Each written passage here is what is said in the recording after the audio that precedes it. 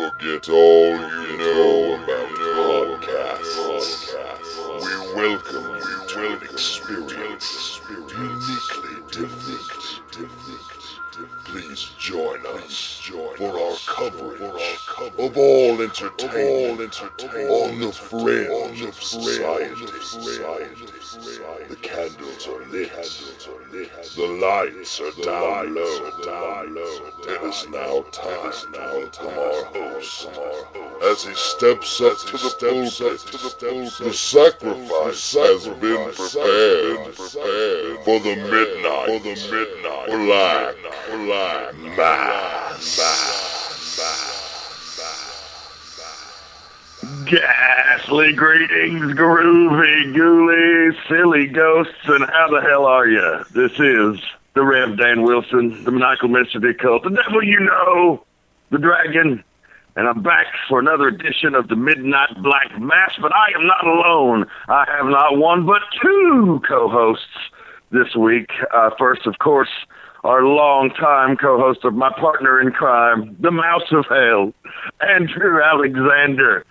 My friend, it's been 2 weeks. How are you? Hello. I'm good, man. How are you? I'm fan-fucking-tastic and ready to talk some wrestling. Got all kinds of good wrestling discussion. We promised you last week that we were going to have the Pro Wrestling Urban Legends discussion, and we got off on the Hall of Fame 2 weeks ago, and that just ate up the whole episode, so we'll keep the intro brief because we know you want to hear about that. But I do need to introduce, making his debut as a full-time co-host. He was a guest for the last 3 episodes, been a guest in the past, but now he's a regular part of the Midnight Black Mass. He's a legend in the minds of many in independent wrestling, a guy who's been a king of the death matches and winner of the first ever Carnage Cup. He's done so much in his 21-year career that's wrapping up here, now transitioning into the pro wrestling media, the liberal media. Whoever would have thought? The Strong Stop Psycho Tank. Welcome, brother. What's up, motherfuckers? Very glad to have you. Ready? Oh yeah, I'm glad to be here. We don't appreciate that language. Okay, sorry. Fuck you. I think Andrew's just a little jealous about having to share the airtime with Tank. So maybe we have a little in-show rivalry going on that we will use you people at home to fan the flames of. So hashtag it on Twitter, Team Andrew, Team Tank. If we were doing this podcast together, in person, I would definitely say, no, that's not true at all, man. I'm happy to tank the board, and I'm excited about see what happens. But since we're apart and on the phone, I'll say, this is fucking bullshit. This is my podcast, God damn it. Well, now that the competition is hot and heavy, you will have to try a little harder to shine a little brighter. Had a great weekend in the world of wrestling. Tank was right there at the same event, doing a lot more than I was, but I did provide the commentary for the upcoming video release of Georgia Premier Wrestling's No Limits. And great event, huge crowd there in Jasper, Georgia, Pickens County Middle School. And Tank, we got a question in off the Twitter wire from one Dylan Hales, who said that, it was more a question, more of a comment, but he didn't want me to ask you, what did you think about your prophecy about the Atlanta Falcons coming true? Well, it was awesome. Yeah, I fucking called that shit Saturday night. I called it. So, yeah, any Falcons fans out there, you can blame me. Fuck y'all. Okay, I'm good. So I had a barn burner, knockdown, dragged out brawl with cousin Cletus and left him a bloody mess and beat down all the security staff with furniture. It was a good old time. What did you think about the GPW event and that crowd? Oh man, I had a good time. I mean, I was they had texted me a week before saying it sold like 200 tickets, and I was like, that's good. For Georgia indie wrestling, 200 pre-sale. And I thought, hell, they'll walk up, maybe another 100 or so. So I get there, and there's already 650 people there. I was like, wow, this is a big deal. Jeff Hardy still draws.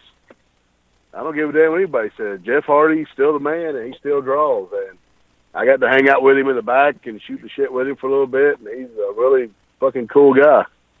You know, he didn't come in there with attitude like, oh, hell, I just had a little indie show. Man, he was treating it like it was a big deal. He came in and shook everybody's hand. That was the first thing he did. He introduced himself to every person back there, which, you know, when I see young guys not do that, that's why I'm a bitter old fuckhead. So, children, you need to learn. You need to start shaking guys' hands, whether you want to or not. There's plenty of guys I don't like, and I'll walk in, I'll still shake their hand. I had a guy one time saying, how come you're always fucking with me? And you make fun of me on Facebook, and then you shake my hand. I go, because that's what I'm supposed to do, asshole. Learn the business, shithead. Simple respect, man. A simple contract between the talent that says, you know, you're here, so I have a modicum of respect for you as someone who's part of this fraternity, and that's the right way to do it. You know, business is business. I don't like a lot of guys, but, you know, sometimes you have to work with them, so you just need to be professional. Get through it, you know. But, yeah, same opinion on Jeff Hardy. Totally blown away by his professionalism. I really hated that I was out there in the booth, so I didn't really get to chat him up because we have a lot of mutual friends and a lot of crazy stories with a lot of those same people. So I really hope to get there and mix it up with him and chat. But I was in the back just talking to some guys after the show, and he, of course, comes up to me, you know, and spins me around to make sure he shakes my hand as he's leaving. What a fucking class act. And an absolute draw. I mean, when you could argue, there are very few guys right now you can put on a poster and they're going to draw people just on their star power. This shit was like Beatlemania, people. These girls were coming up to him in tears like they just met fucking Elvis. I am not shitting you. So, you know, mad respect for that. Like, you don't see that on independent wrestling. And like Tank said, Jeff Hardy's definitely still a draw. And the line for his autographs, I mean, hell, we had to postpone the show, you know, for a little bit just to get the people through the line. I mean, he got there at 6:30, and at 7:30, there were still 200 people in line. So, hell, I was like, well, I need to sell some shirts. So I just started walking up and down his fucking line selling shirts like a fucking hobo or some shit. You were like the bootleg guy outside of the fucking concert. I was, man. I had my fucking backpack full of shirts. Hey, man, shirts, $10. And hell, I sold like 10 shirts that night. I was happy as hell. I was like, thanks, Jeff Hardy. But I can't say this. I might get heat for it. I don't know. I don't care. But I always looked up to Vader as like one of, you know, he was a big guy. He was like always one of my heroes, one of my idols when I got into wrestling because he was just a big guy. And he is a dick. That's all I'm going to say. Vader is a dick. Oh, shit. Was Vader there? Yeah. He was like a last minute, you know, add on to sign autographs and shit.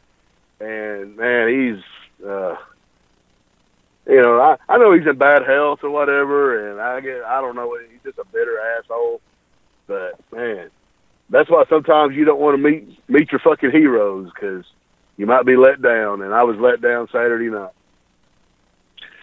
Yeah, I didn't even bother because I saw how he was talking to some of the other dudes, and, you know, like I was such a mark for that dude when I was a kid, and I, you know, even later into the business, just thought he was one of the great monsters and really got a raw deal, you know, after he left WCW. I mean, you know, he got a decent run there, but he was one of the guys I definitely thought they didn't use their full potential, you know, at that time. A lot of fans did.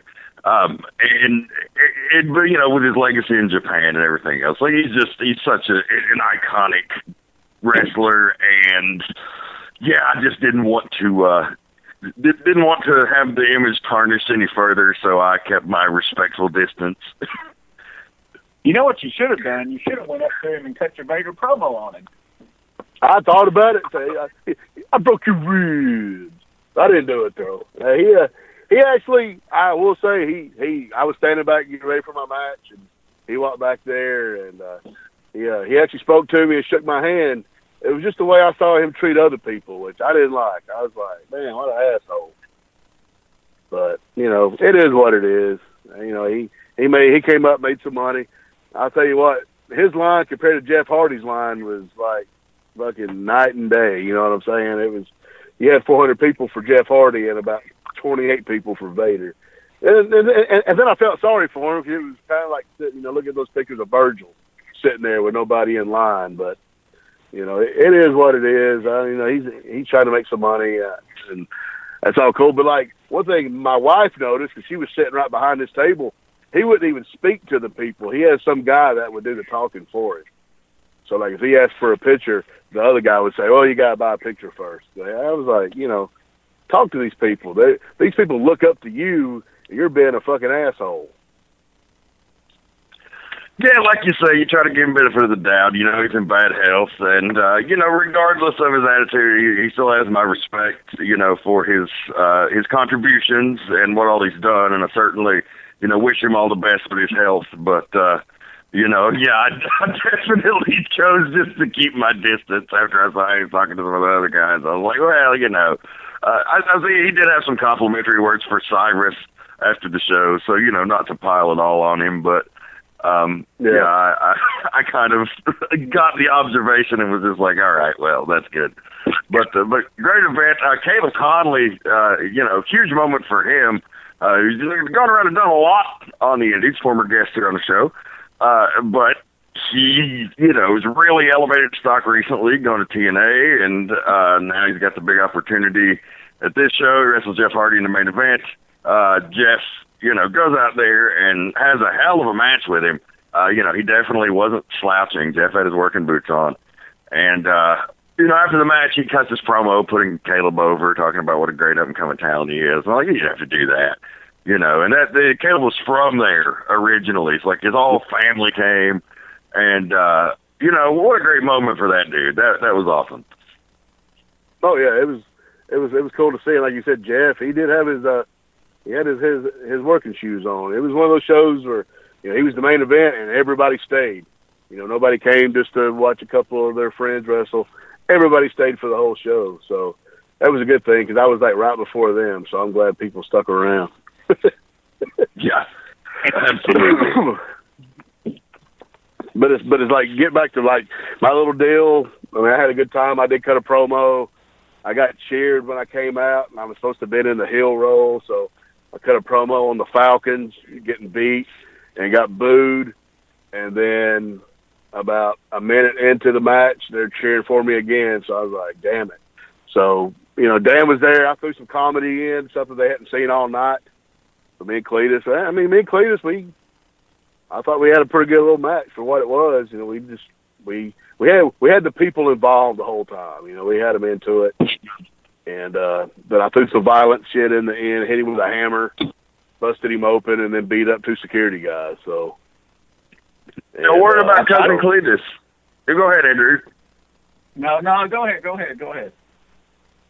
Well, I was just going to say, you know, because Cletus is probably not going to be on anybody's 5-star match listing, but dude's a hell of an entertainer and probably doesn't get the credit he deserves. He knows his limitations. He knows what works. He's learned the very simple Southern old-school style. He doesn't do a lot, but when he comes out there, every one of them motherfuckers are do-si-do into the Cotton Eye Joe, so he's doing something right. Yeah, exactly. Yeah, that, and, you know, a lot of people, they don't realize that. You know, they're wanting to see all these, you know, high spot. We didn't do a single high spot. We punched and kicked, and we made fun of 2 old ladies. And we had the crowd pretty much eating out of the palm of our hands. Didn't do shit. And sometimes less is better. They didn't see everything, so I was like, let's throw some comedy out there. And if you ask me, you know, like I said, Dan was there. I thought it worked, so I was happy with it. I told you about that working heel shit, and you don't never listen. Goddamn, it ain't my fault. They booked it that way. It just don't work. Nobody wants at this point, especially if you're known.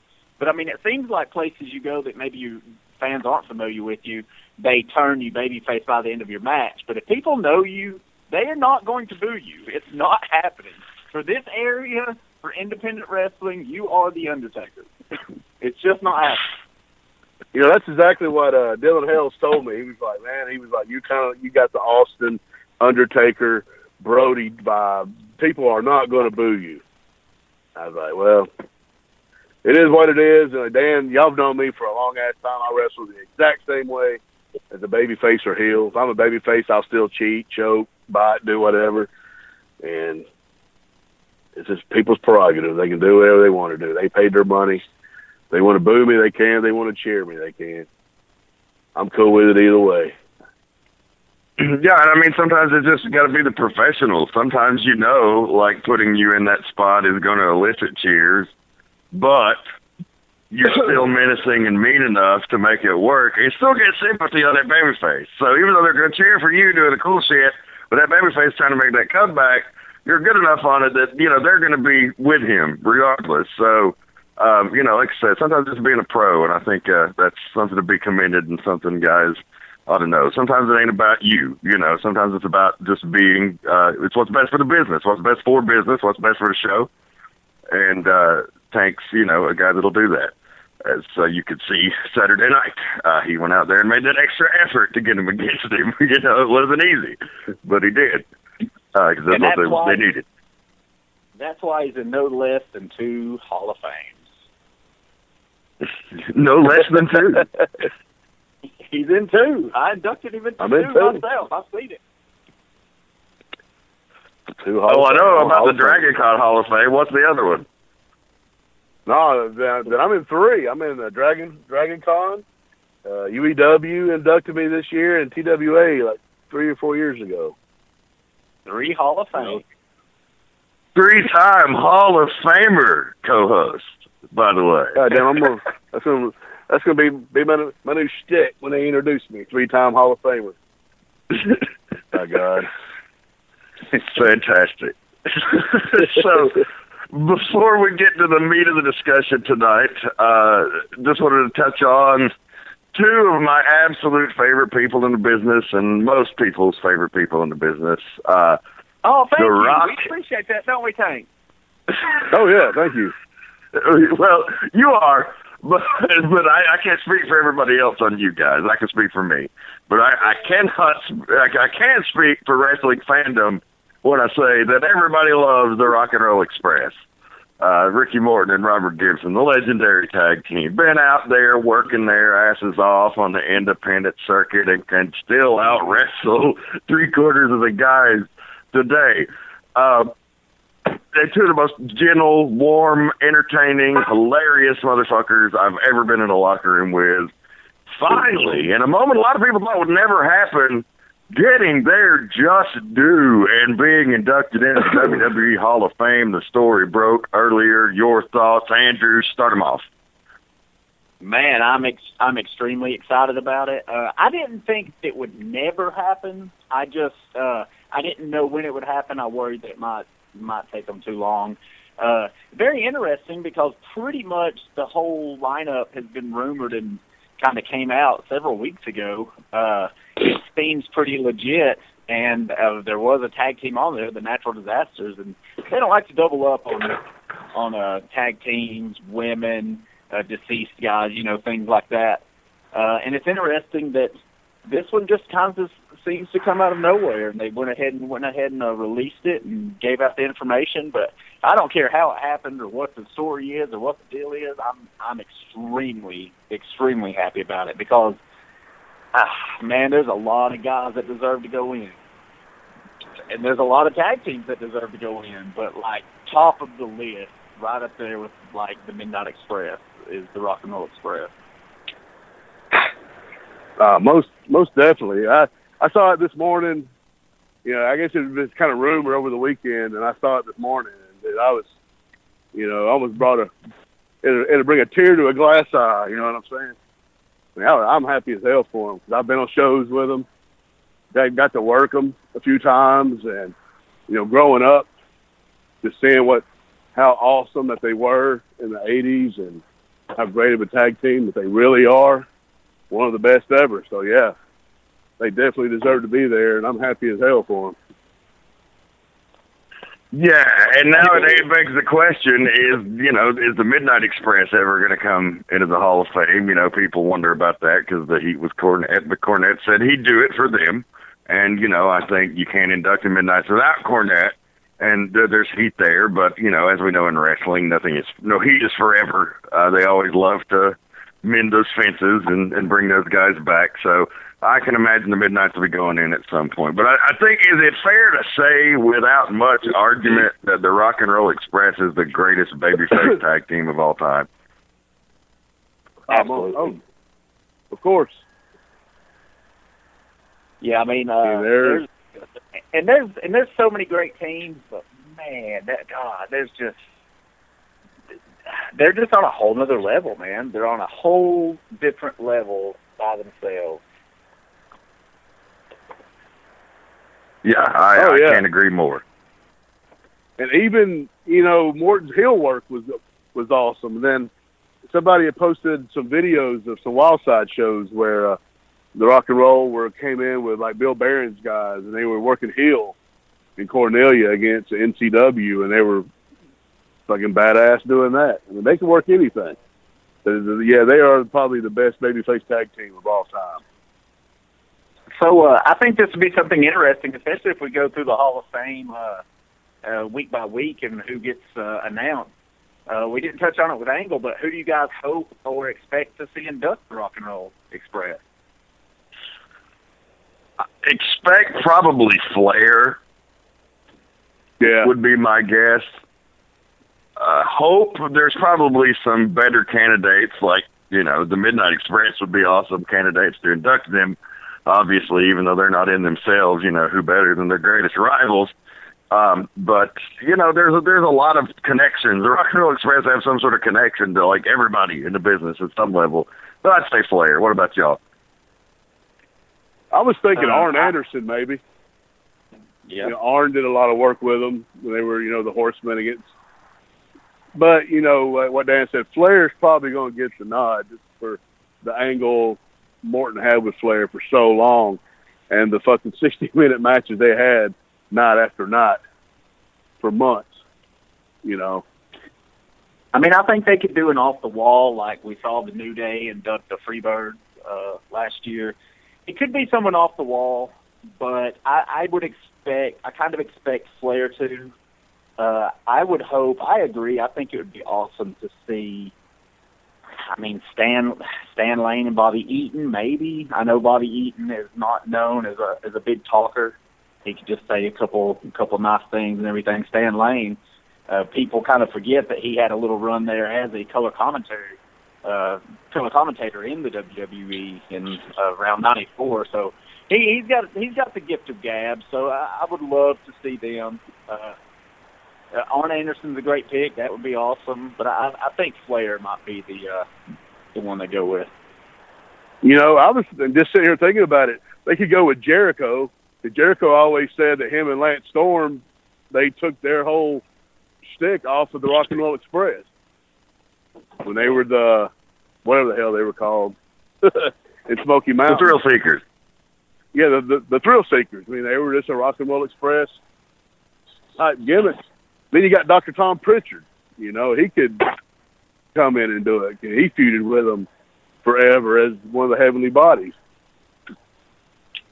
There's so many guys that it's probably going to be Flair. Yeah, that's my guess. Also, interesting to point out another contribution of the Rock and Roll Express. They kind of created that archetype of the quote-unquote blowjob babyface tag team.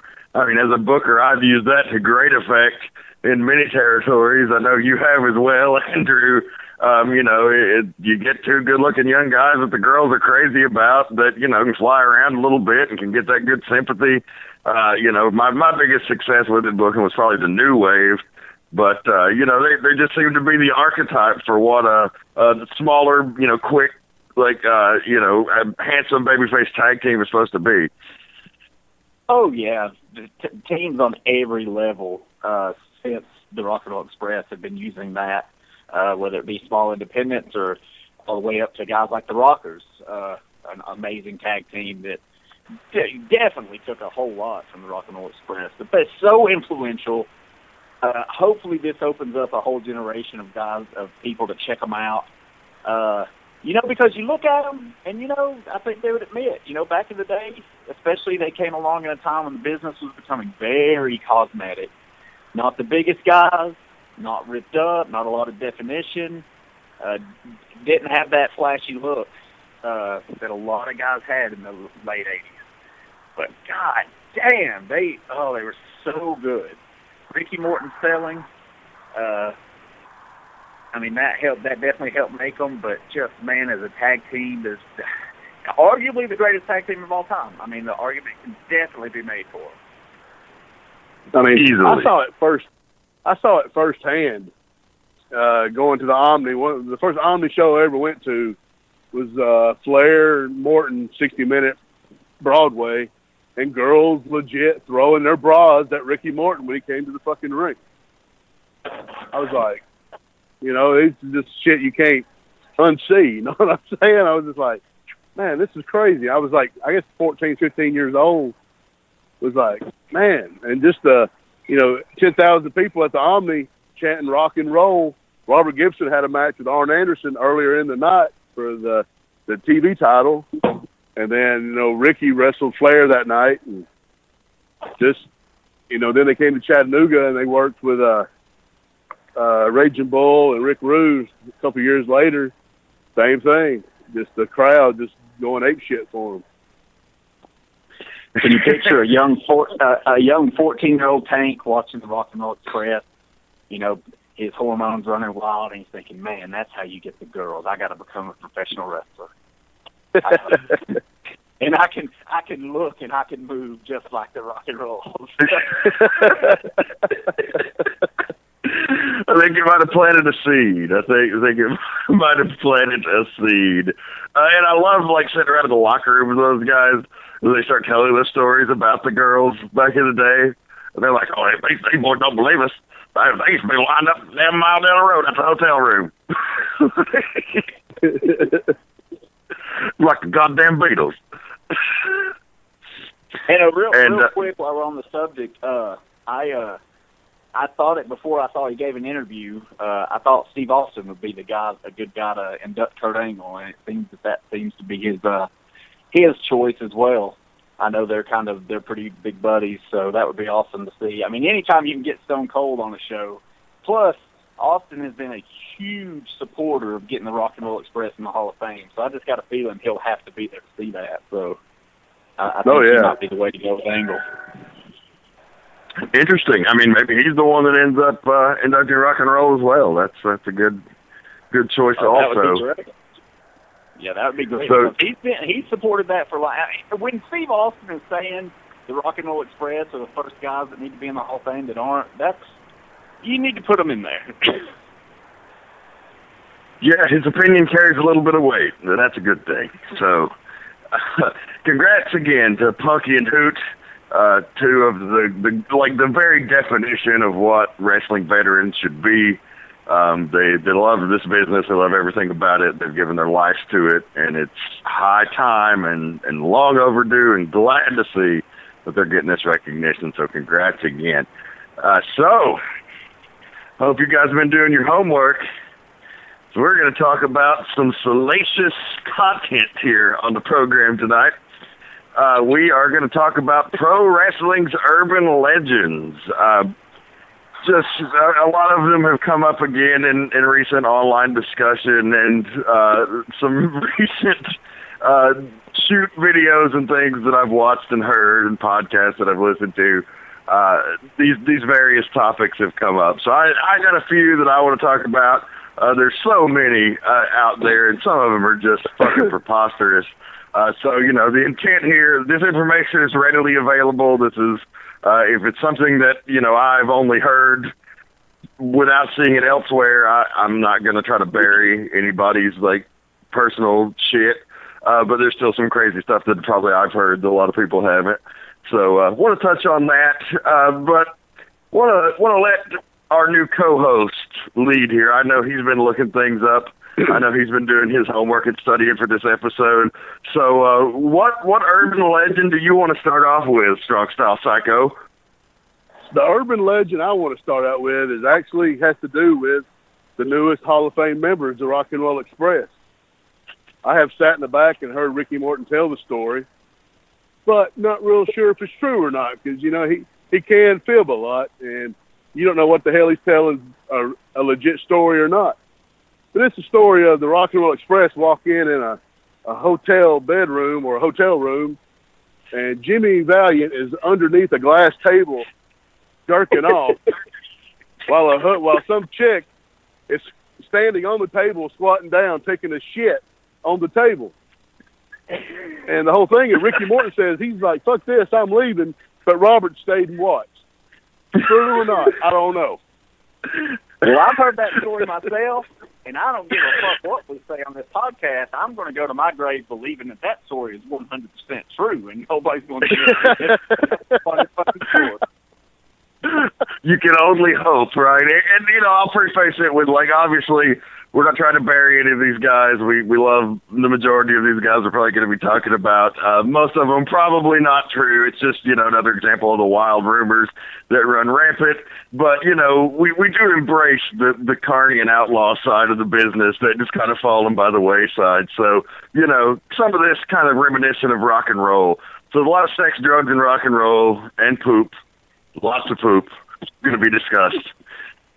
I'm in the same boat as Andy. I hope it's fucking true, because that's like the best fucking story ever. But if not, it's still a hell of a story. Someone, Fascinating Layne, our producer, I'm tasking you for the slideshow. There is someone somewhere, because it's the internet and all things exist. Someone has done an animation, well, not an animation, but a cartoon, a comic drawing of this particular scene, and it's, fairly G-rated, but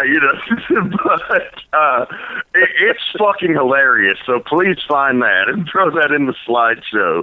The old glass-bottom boat.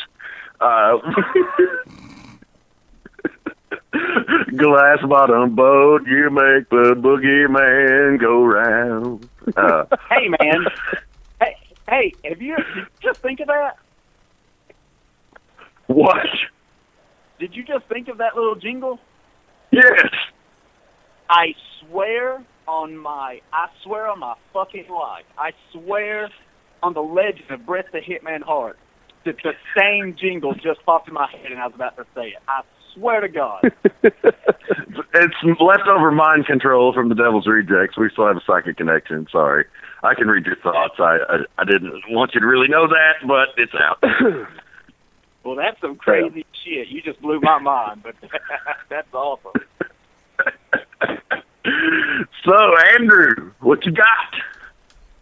Man, the one that comes to mind when this is brought up, and it's so ridiculous, but the time frame is funny because, I was like 8 years old, but I didn't buy it for a second. I heard it so much. I heard it from adults, and I was like, that's not true. But the old tale about the fucking Ultimate Warrior had died, and then they replaced him, and he came back at WrestleMania 8, but it was a different guy. That old tale doesn't have the humor that this the one Tank just told. That's not an urban legend. That's Stone Cold fact. But that was just the most ridiculous shit. The Ultimate Warrior being dead and then replacing him like he was a member of Kiss or some shit. Yeah, I remember that, and I always thought, I was like, who comes up with this shit? That's the Ultimate Warrior. That some bitch ain't dead. That's him that did the run-in, I don't know. People just make That's some shit you would hear, in line, getting ready to go into the building, all the time. You go into, the flea market wrestling store, or you go, you're in line to get into a show when you're still a fan. And, you're talking to the other fans. You go into the show, you're, getting popcorn, looking at merch, chatting it up with the other fans. And that shit would come up 5 times a show, every fucking show. Oh, yeah. Yeah, that's I don't know if that's the most absurd, but it's got to be up there. It's just ridiculous. It looks like the same dude. His hair was different, but fuck. can get a haircut. It was just, it was silly. Well, he came back smaller because of the steroid scandal, so, he wasn't able to be as ripped up as he was, and he had the different hair. So people, some people were even like, oh, it's Kerry Von Erich. I've heard that theory, that Kerry Von Erich filled in as the Warrior on some shows. So, it's an urban legend that has taken many forms over the years, but I think we can safely say, by our knowledge of everyone we know in the business and people who actually knew the Ultimate Warrior, that it was indeed Jim Hellwig the entire time. There ain't no way it was Kerry Von Erich. That son bitch only had 1 foot. He couldn't run that goddamn fast. Yeah, it would have been kind of hard. Growing up, I heard that. I thought that was an urban legend, but that shit's true, too. That's crazy to think about. I don't even understand how he functioned as because you couldn't tell. I mean, you can go back and look, and I can't tell that shit. I can't tell he don't have a foot. Yeah, it's crazy. All right, Dan, go ahead. What's yours? Okay, so I got a bunch. I got one I got to say for the main event, but I'll start out with this one. Since we're talking about cases of mistaken identity, I've heard this a few times, but very seldomly, so I'm very interested to know if any of you have heard this ridiculous fucking tale that some people have perpetuated over time. So go back, I believe it was, Tank, you can probably correct me on this, I'm terrible with years. Bad short-term memory, but bad long-term memory too sometimes. The plane crash of the 70s, was it 74? Where it was, Gary Hart, Austin Idol. Yes. Bobby Shane, all that. Yeah, I believe it was 73, 74, somewhere, 75, somewhere around there. Okay, so this plane crash happens. Ric Flair is on this plane. Bobby Shane is on this plane. Bobby Shane that you just mentioned, Bobby Shane, some other podcasts that recently have done a lot of biographical stuff about Bobby Shane because he's kind of one of the unsung heroes of his era. The 605 Super Podcast, even though they say fuck all other podcasts, they won't plug them. I like that show, so I'm going to plug them. They did a great retrospective of Bobby Shane. But so he was a guy that he originally did the King gimmick. Lawler kind of took the King gimmick and molded it into his own thing from Bobby Shane. Ric Flair apparently took a lot of the Nature Boy mannerisms from Bobby Shane. That's where this ridiculous urban legend comes from. So allegedly, according to this myth, this lore, that during this plane crash, it was not Bobby Shane that was killed. It was the Nature Boy Ric Flair. And so Bobby Shane had plastic surgery to look like Ric Flair and assume his life and take his booking. God damn. I have heard that. I have heard that legend for many years. I've heard that too. That's much more ridiculous than the Warrior one. Oh yeah. What the fuck? Who comes up with this shit? That's just crazy. So yeah. I think we can also say without a shadow of a doubt that is false. The Nature Boy Ric Flair was, and always has been the Nature Boy Ric Flair. Yeah, so definitely.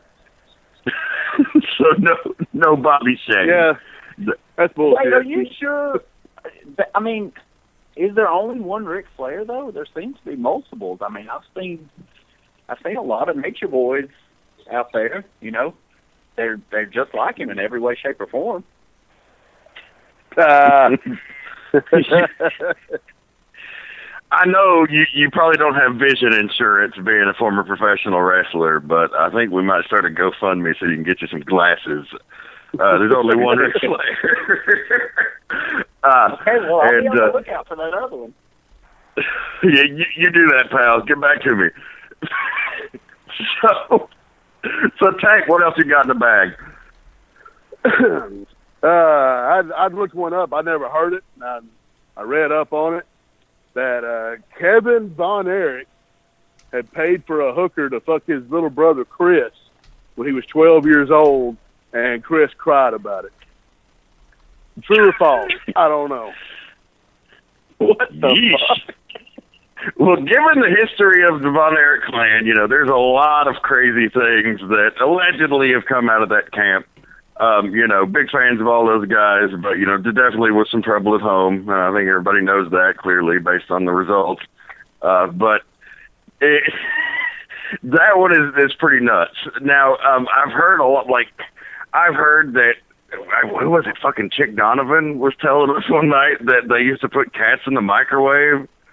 Now, did they even have microwaves when he was in World Class? I don't know. So maybe it's full of shit. Oh, wow.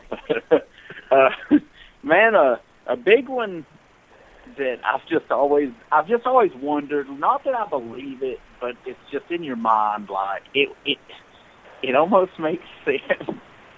But just because of hearing the way he was treated and acted. But what about the big rumors of we know why Shawn Michaels got the big push in the WWF in the 90s, don't we? Oh, yeah. Well, are you referring to one Ronnie P. Gossett? Yeah, I've heard tales from Ronnie P. Gossett for sure. I've heard several tales from Ronnie P. Gossett, man. That guy was, I miss that guy.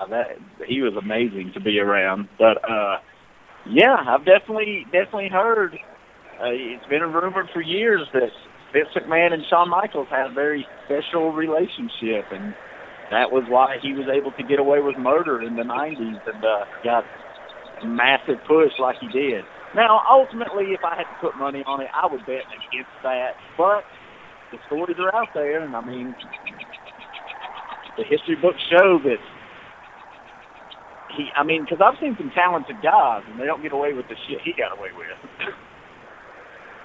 There's a lot of other factors there, though. They were in a really down period of business. He was one of their only big stars at the time. There's a lot of reasons for that, and it seems that people on the outside just think that the locker room is a giant fucking orgy. Going through some of these stories, it's like hey, we like to party and. The boys will definitely get down with some chicks, but, usually that's done partying after the shows, not in the fucking locker room when business is trying to be done. So I seriously doubt that was going on. That's just my opinion. Yeah, I call bullshit on that. But, who knows? There's been that story with, a few other wrestlers for the NWA Championship. Who knows? That I don't know if it's on anybody's list that Tommy Rich blew Jim Barnett to be the NWA World Champion when he beat Harley Race for that 5-day run. Yeah, I knew that was going to. I just wanted you to say it. That's been a long-standing one now. Seemingly has been debunked by most of the people in the office at that time. Okay. But you never know. It's one of those things that just took a life of it on its own. It's crazy how much sex and scandal and blackmail is a part of a lot of these urban legends. Some of them are just ridiculous. I wouldn't even go into some of them, but anything involving Sonny, we're not going to touch because my God, there's so much of that out there. On other podcasts, we even dedicated whole episodes to her escapades. So I don't think we really need to go with that.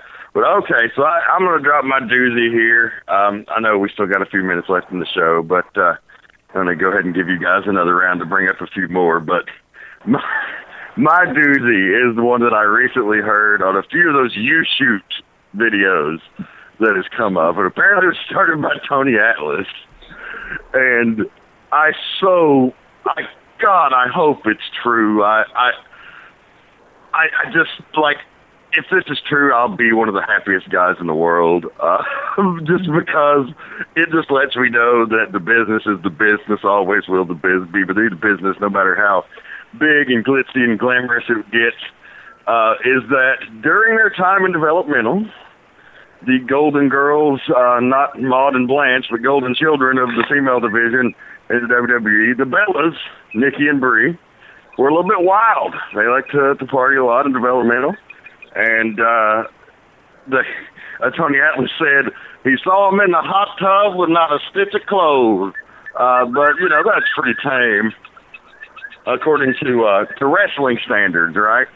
But, so, what the fuck is it? Did you murder somebody? Do what? I hear a meat wagon coming to haul somebody off in the background. I'm sitting outside. It's just a Popo going by. Fair enough. So anyway, Nikki and Brie Bella, so they're apparently pretty wild and developmental, but getting naked in the hot tub is pretty tame by wrestling standards. But he went on to say that they used to rib the greenhorns by breaking into their rooms while they were asleep and taking shits on them.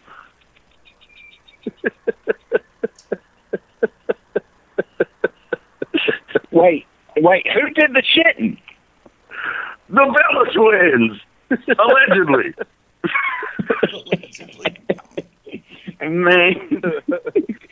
Man, I hope that's true too, but I don't buy that, man. I don't know.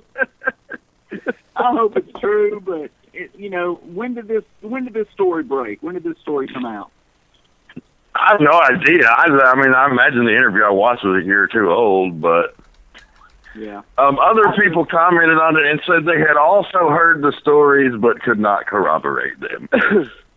So, yeah, it was at least out there. As much as I want that to be true, it probably is false, but that's fucking awesome. I knew there was something about them crazy bitches. I love me some Tony Atlas, but I just don't know if he's the greatest source of information out there. What? You're telling me the credibility of Tony Atlas can be trusted? What can I believe? I don't know. I want to believe it, but I wouldn't bet on that one either.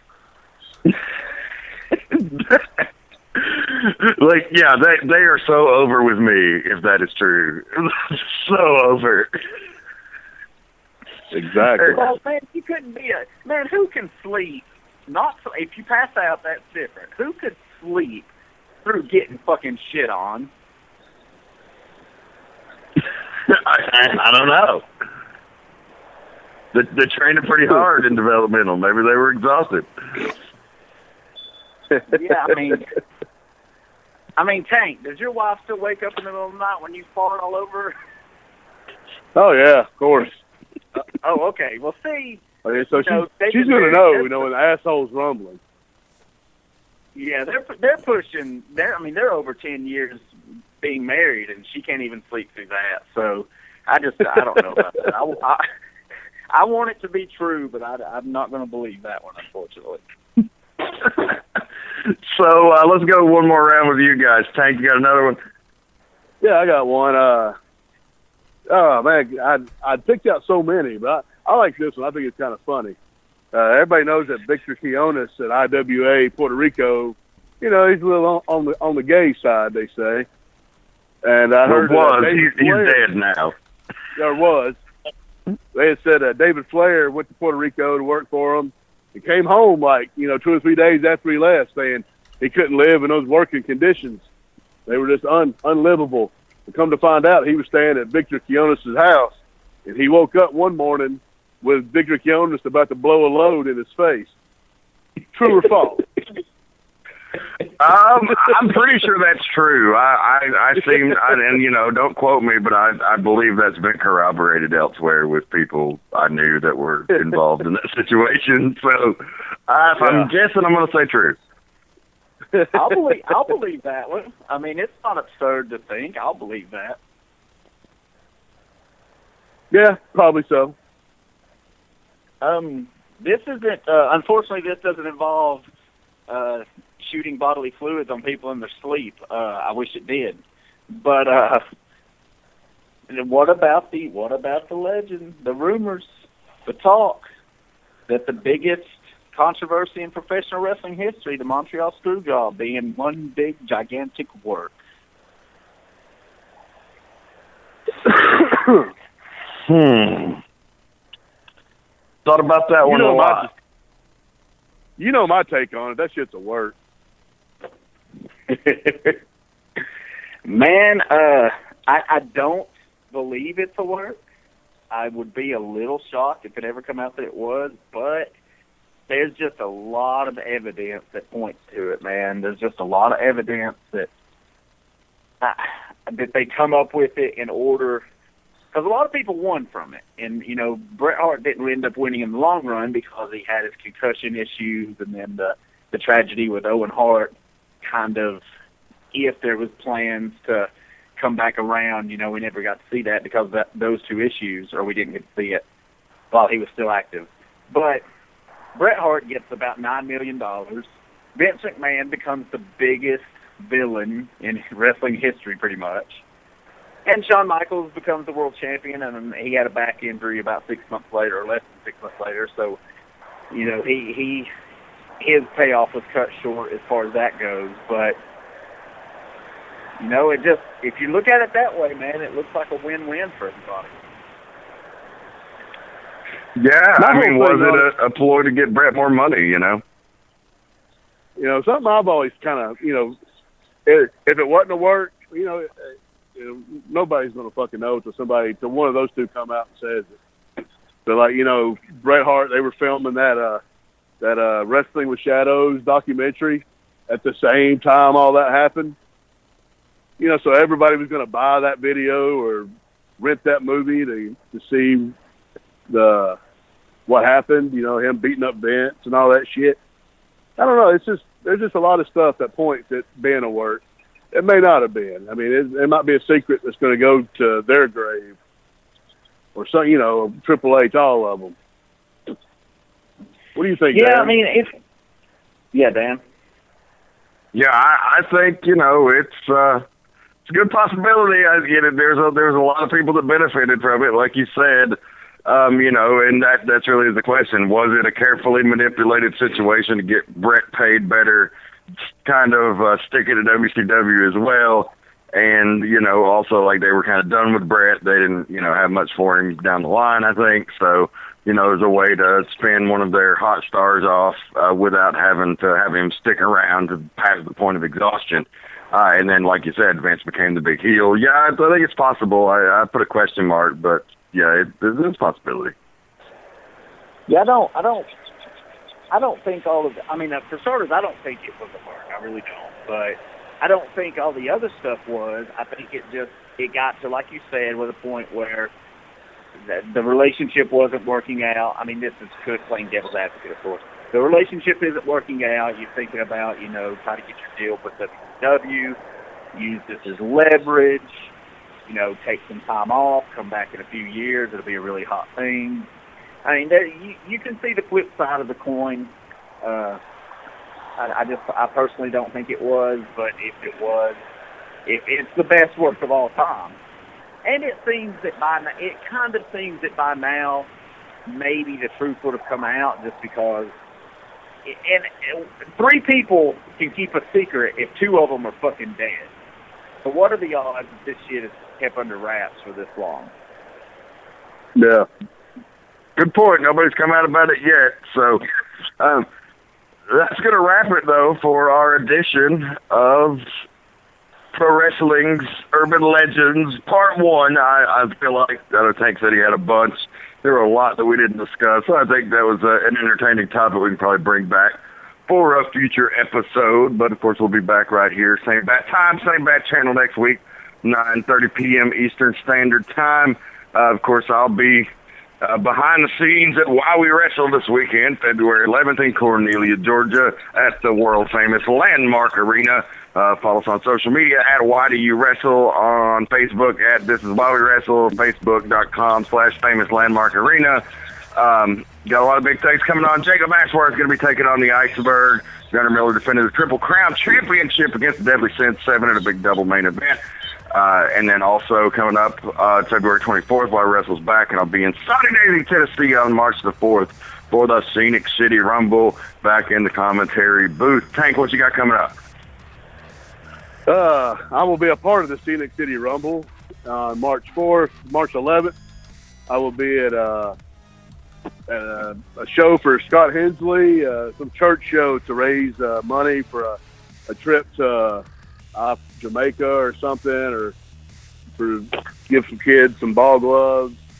March 18th, I'm at Southern Fried in Monroe, Georgia. March 18th, I forgot where the hell I'm at. I'm somewhere. The 18th Monroe and March 25th. I'm not sure yet. We'll have to stick around and see. I wonder where you might show up.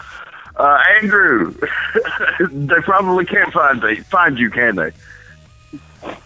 They sure as fuck cannot. I do not want to be found. I have no interest in appearing at these various wrestling promotions.